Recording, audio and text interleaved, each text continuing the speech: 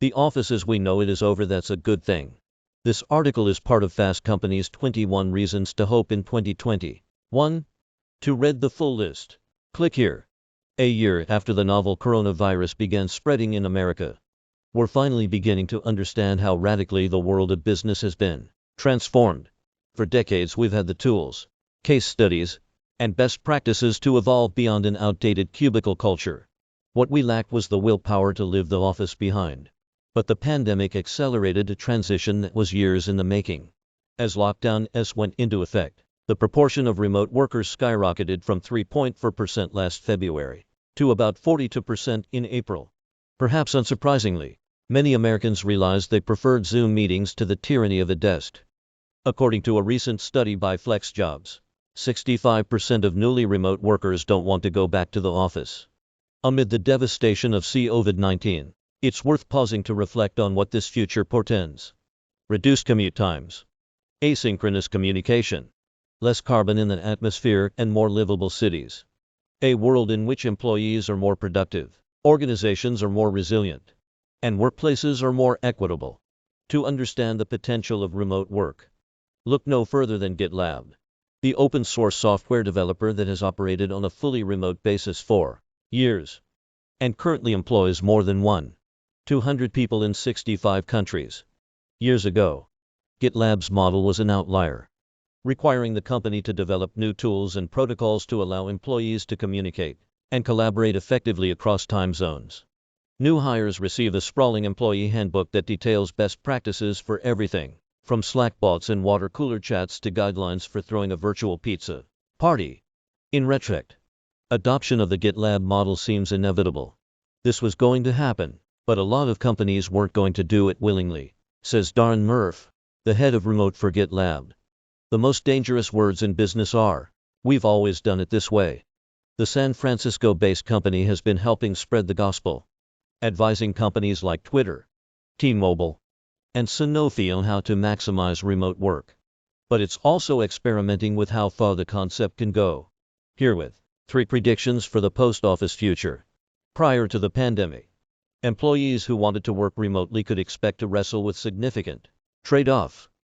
Assuming their employers gave them permission at all, these employees likely wouldn't be given the necessary tools and resources to work effectively.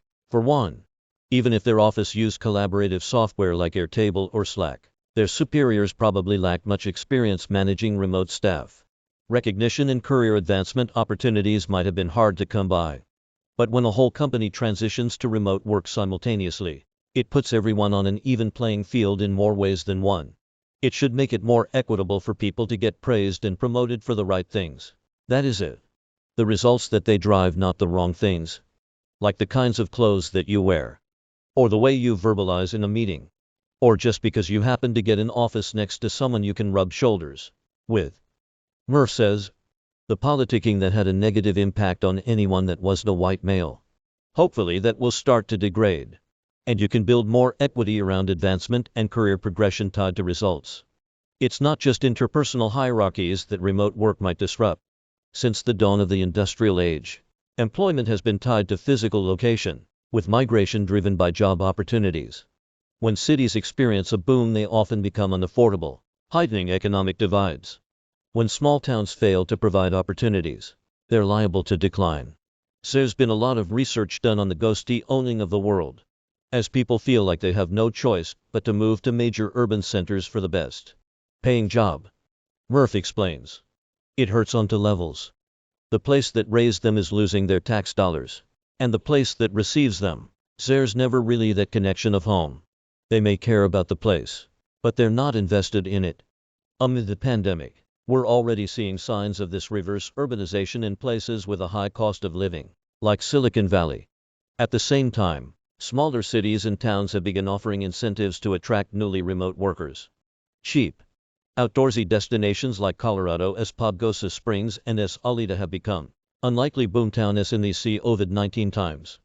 The most dangerous words in business are, "We've always done it this way."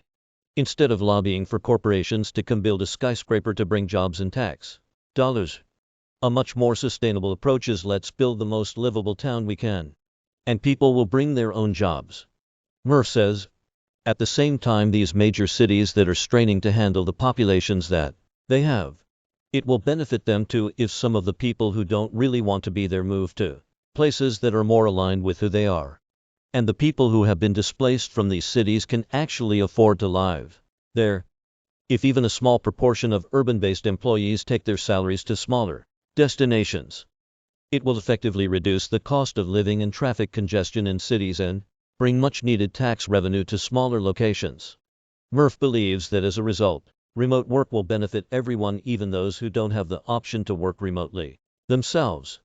Employers that get this right have the opportunity to enjoy benefits that go well beyond saving on real estate costs. A recent report by Global Workplace Analytics suggested that if the estimated 48 million employees who have a remote work-compatible job were to work remotely, at least weekly, U.S. employers could save more than $500 billion per year. That's due to savings on real estate, but also increased productivity and decreased costs from absenteeism and turnover. By decoupling work from a single location, organizations become better insulated from regional challenges such as natural disasters, outbreaks, or infrastructure outages.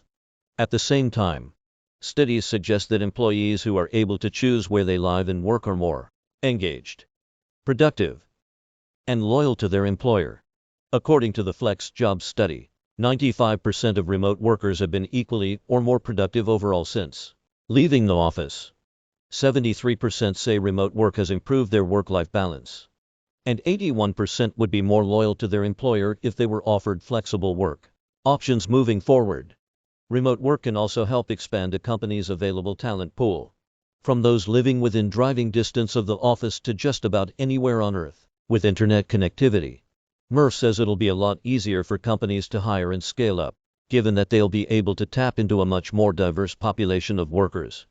In order to enjoy these benefits, organizations need to shed their office mentality and truly embrace a remote-first culture. That means not just allowing workers to continue operating remotely, but also providing them with the resources, policies, and training that will allow them to thrive in this new work environment. For many, transitioning to remote work is really challenging because they didn't choose it, and in large part their company wasn't ready for it. Murph says, now people are getting better at it, so my hope is that it becomes much more second nature in the year ahead.